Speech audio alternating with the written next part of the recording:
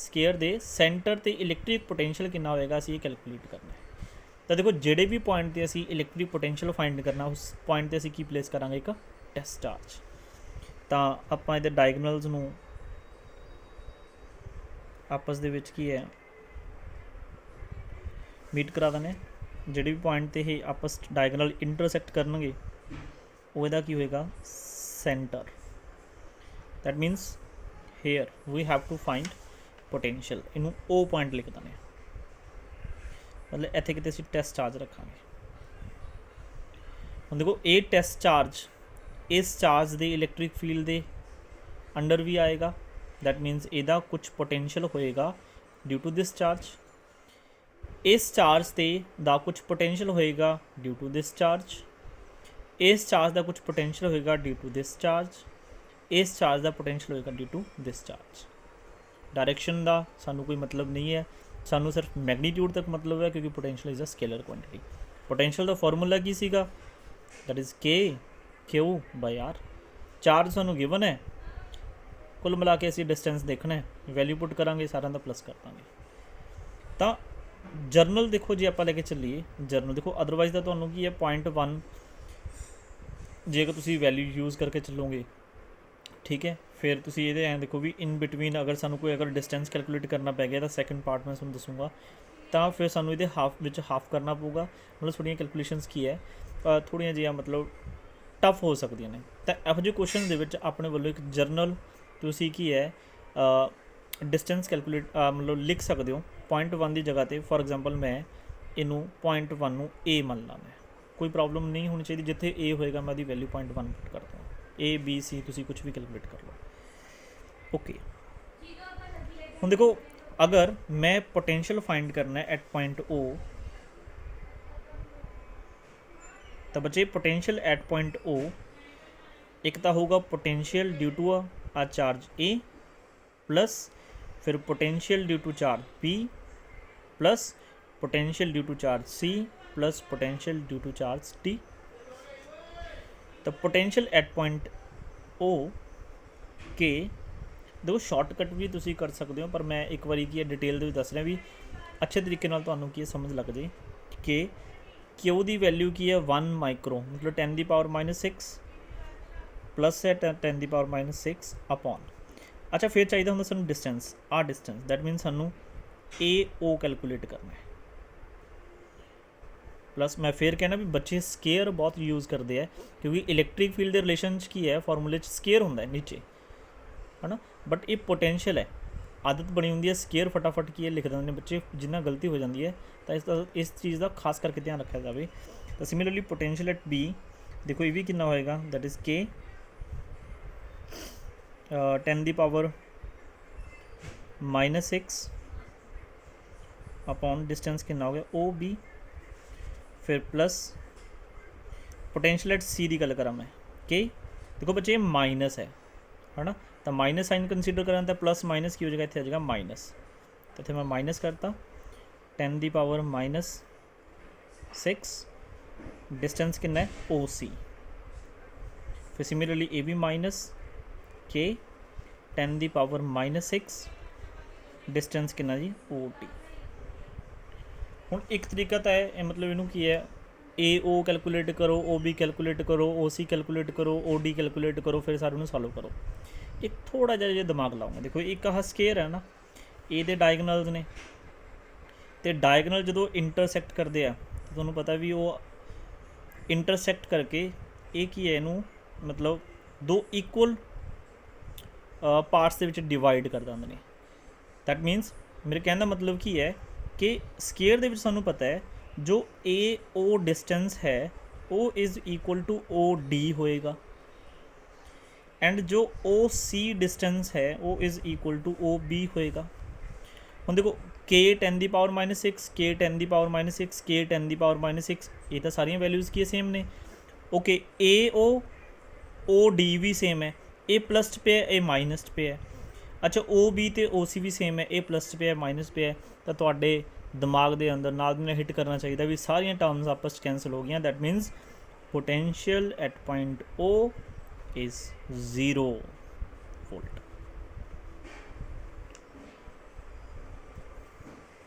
ਤੈਨੂੰ ਸਿਮਟਰੀ ਦੇ ਅਕੋਰਡਿੰਗ, ਮਤਲਬ ਸਿਮਟਰੀ ਹੋ ਗਈ, ਇੱਥੇ ਪੋਜ਼ਿਟਿਵ ਪਿਆ ਪੋਜ਼ਿਟਿਵ, ਫਿਰ ਨੈਗੇਟਿਵ ਨੈਗੇਟਿਵ, ਵੈਲਿਊ ਸੇਮ ਨੇ, ਦੇਖੋ ਚਾਰਜ ਸੇਮ ਹੈ, डिस्टेंस भी सेम है।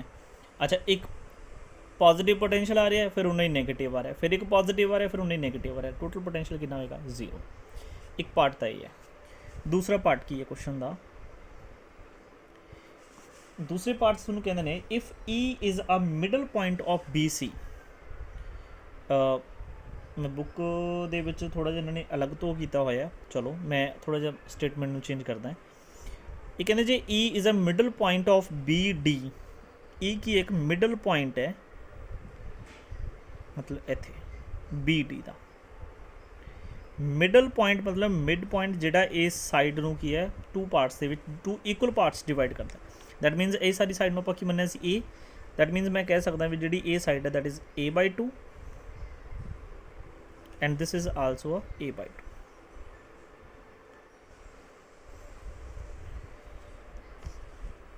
कहते what is the work done, असी की कैलकुलेट करना है, what is the work done, what is the work done in carrying a electron, in carrying an electron from O to E। कहते suppose करो इस टेस्ट चार्ज की जगह पर हुण इत्थे एक इलैक्ट्रॉन बैठा है, कौन बैठा इत्थे? इलैक्ट्रॉन, मतलब टेस्ट चार्ज में तुसीं एक इलैक्ट्रॉन मान लो भी या एक इलैक्ट्रॉन बैठा इत्थे। इस इलैक्ट्रॉन नूं अगर O तो E तक असी लैके जाना है तो सानू कितना वर्क डन करना पऊगा? That means work from O to E। देखो इदा लैंगुएज में लिखो, किनू मूव कराना सी? एक चार्ज नूं। चार्ज कौन है? इलैक्ट्रॉन। तो मैं एक चार्ज लिख देना है, तो चार्ज मैनू पता है इलैक्ट्रॉन है, इलैक्ट्रॉन के माइनस चार्ज होंगे। तो देखो असी पोटेंशियल का फॉर्मूला पहले पढ़ के आए सी, that is potential difference between O and E, सूँ पता होना चाहिए।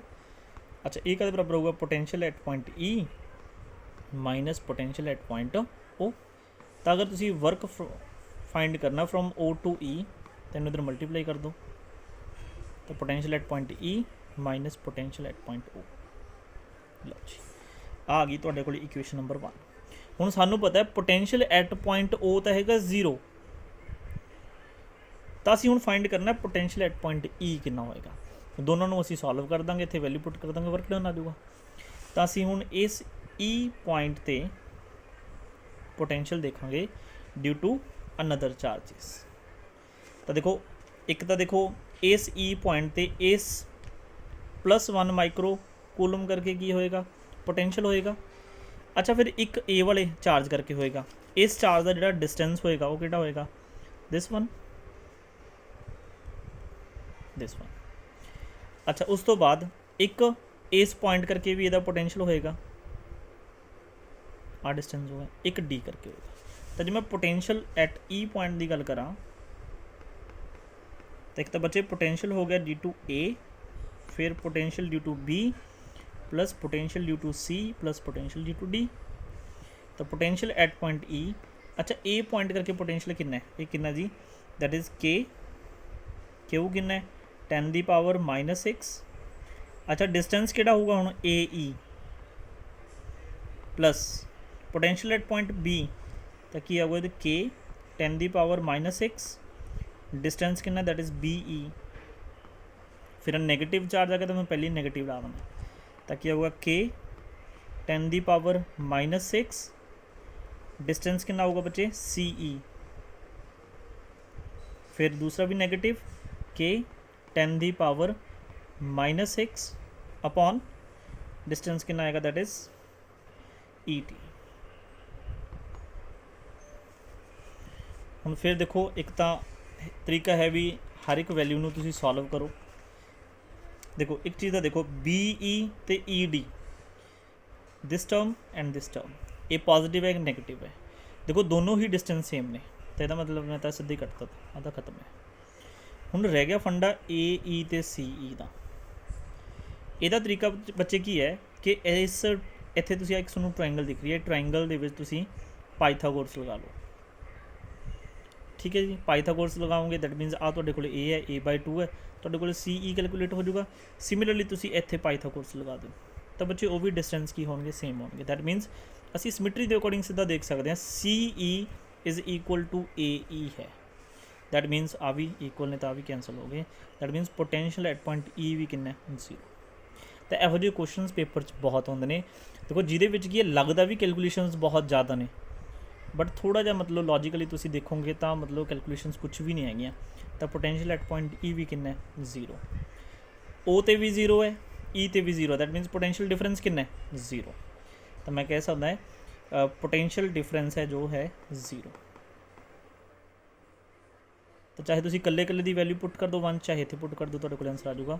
तो पुट इन 1 तो work from O to E किनू मूव करवाना सी इलैक्ट्रॉन नू 0।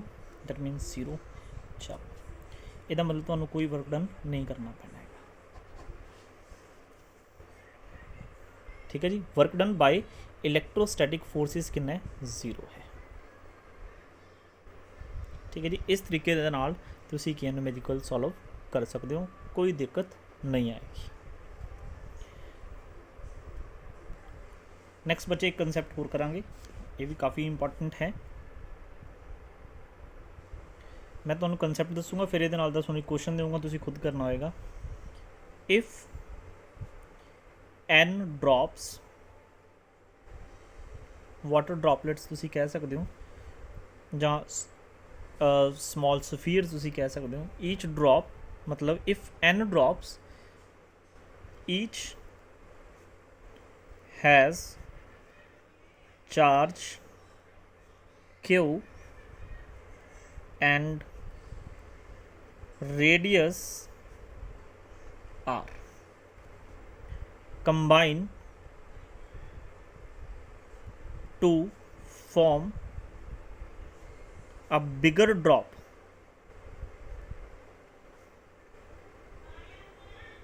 then what is the potential of bigger drop। बहुत अच्छा क्वेश्चन है तो बहुत इंपॉर्टेंट क्वेश्चन है। छोटे छोटे साडे कोले की है n ड्रॉप्स ने, n नंबर ऑफ ड्रॉप्स ने, जिन्हां विचों अगर मैं किसी भी ड्रॉप की गल करा उस ड्रॉप का जिहड़ा रेडियस है वो R है तो उत्ते चार्ज हैगा Q। इन्ना n ड्रॉप्स नू कंबाइन करके एक वड्डा ड्रॉप तैयार किया गया। ठीक है, जिहदा कोई रेडियस कैपिटल R होएगा। तो कहते इस बिगर ड्रॉप का VB मतलब बिगर ड्रॉप का पोटेंशियल कितना होएगा असीं कैलकुलेट करना है। तो जिहड़े ए वाले ड्रॉप ने इनू मैं पोटेंशियल S लिखता मतलब स्मॉल ड्रॉप। तो जो स्मॉल ड्रॉप का बच्चे आप पोटेंशियल कैलकुलेट करिए तो फॉर्मूला की है साडे कोले K, चार्ज कितना Q, रेडियस कितना R। ठीक है, K की वैल्यू जो पुट कर दो ताकि बन जूगा 1/4 पाई epsilon not Q/R। This is equation number 1। हुण एक चीज़ सोचो कंसैप्ट की है। देखो n ड्रॉप्स नू कंबाइन करके मतलब n अलग अलग ड्रॉप्स नू कंबाइन करके बिगर ड्रॉप बनाता। दैट मीनस जिहड़ा वॉल्यूम है बिगर ड्रॉप का volume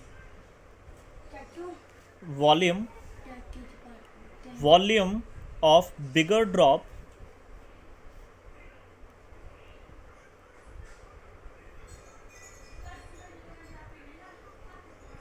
is equal to n times of volume of smaller drop।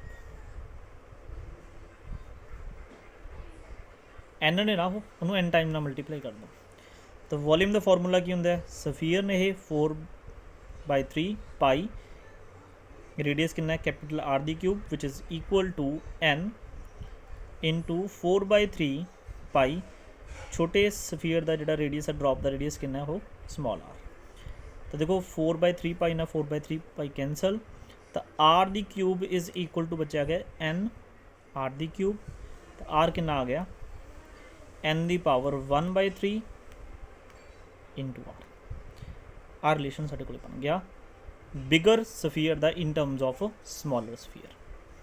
हम देखो असी फाइंड करना ना पोटेंशियल ऑफ अ बिगर सफीयर, तो 1/4 पाई एप्सिलॉन नॉट सानू की चाहिए होगा टोटल चार्ज, क्योंकि एक चार्ज एक सफीयर ते एक छोटे सफीयर ते क्यू है, तो एन ते कितना होएगा वो टोटल चार्ज सानू चाहिए अपॉन सानू इहदा रेडियस चाहिए। रेडियस तो असी कैलकुलेट कर लिया, इन्हू तुसी डायरैक्ट भी तुसी लर्न कर सकते हो, ठीक है, शॉर्टकट बन जूगा इहदा। ओके रेडियस पता लग गया in terms of small R. अच्छा क्यू, क्यू देखो क्वांटाइजेशन का सानू फॉर्मूला पता, that is N into E, मतलब चार्ज कितना है क्यू, एक तो कितना क्यू तो एन तो कितना होगा एन क्यू, ये दोनों वैल्यूज़ आर की वैल्यू तो क्यू की वैल्यू पुट कर दो 2 च। तो potential at point B is equal to आ गया एन छोटी q upon 4 pi epsilon naught n दी पावर 1/3 इंटू आर। तो potential at of bigger sphere is, देखो चेक करो, q 4 pi epsilon naught small r, q 4 pi epsilon naught small r, एक ही है, ये पोटेंशियल है ऑफ स्मॉल स्फीयर का। तो इत्थे की बचा अपने को एन अपॉन एन दी पावर 1/3 इंटू की लिख सकते हैं पोटेंशियल ऑफ स्मॉलर स्फीयर। तो potential of bigger sphere is equal to n the power 1 minus 1/3 into potential of smaller sphere. तो पोटेंशियल ऑफ बिगर स्फीयर कितना आ गया जी n the power 2/3 of smaller sphere. तो जी इस तरीके दे नाल अगर सानू potential of smaller sphere given होवे तो सानू नंबर ऑफ ड्रॉप्स ਜਾਂ नंबर ऑफ स्फीयर सानू गिवन होण तो असी बिगर स्फीयर का पोटेंशियल कैलकुलेट कर सकते हैं। इन्हू तुसी डायरैक्ट याद कर लोगे तो शॉर्टकट बन जाएगा। जिवें एक तुहानू क्वेश्चन मैं दे रहा तुसीं सॉल्व करके देखियो, 27 वाटर ड्रॉपलेट्स ने each has diameter 2 millimeter and charge 10 the power minus 12 coulomb combine to form a single drop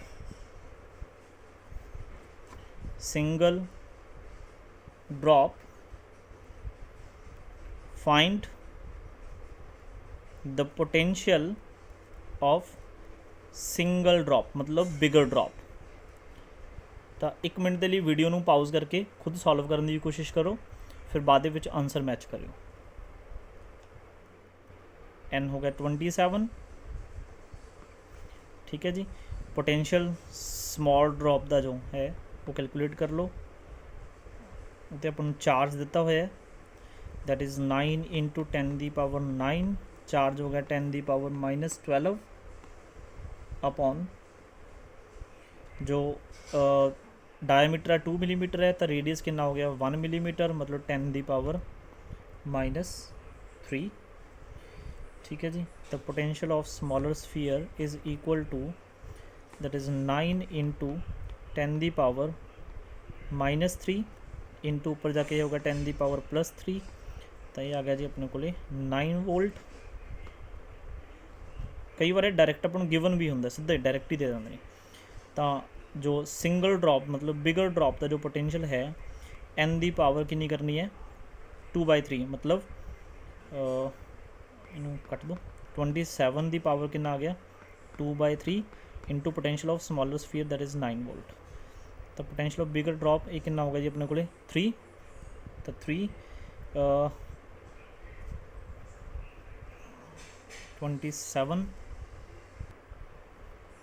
3 ਉਹਦਾ स्केयर कर दो कितना आ गया 9 इंटू 9 दैट इज़ 81 वोल्ट। अपना आंसर चेक कर लो सही है या गलत है, तकरीबन सही होएगा, कोई दिक्कत नहीं, ठीक है जी। तो इन्होंने न्यूमेरिकल्स के कॉन्सैप्ट्स नाल तुहाडे बुक दे टाइप ए ते type B according to Pradeep book मैं गल कर रहा ਜਾਂ ਨਵੇਂ ਐਡੀਸ਼ਨ ਦੇ ਵਿੱਚ ਕੀ ਹੈ ਬਤੋ ਟਾਈਪ A1 ਐਂਡ ਟਾਈਪ 2 ਹੋਏਗਾ, ਉਹਦੇ ਤੁਹਾਡੇ ਸਾਰੇ ਨੂਮੈਰੀਕਲਸ ਹੋ ਜਾਣਗੇ। ਫਿਰ ਵੀ ਬੱਚੇ ਕਿਸੇ ਨੂੰ ਨੂਮੈਰੀਕਲ 'ਚ ਕਿਸੇ ਵੀ ਕਿਸਮ ਦੀ ਕੋਈ ਪ੍ਰੋਬਲਮ ਆਈ ਤਾਂ ਉਹ ਮੈਨੂੰ ਕੀ ਹੈ WhatsApp 'ਤੇ ਮੈਸੇਜ ਸੈਂਡ ਕਰ ਦਿਓ, ਠੀਕ ਹੈ ਜੀ। Thank you, take care, have a nice day.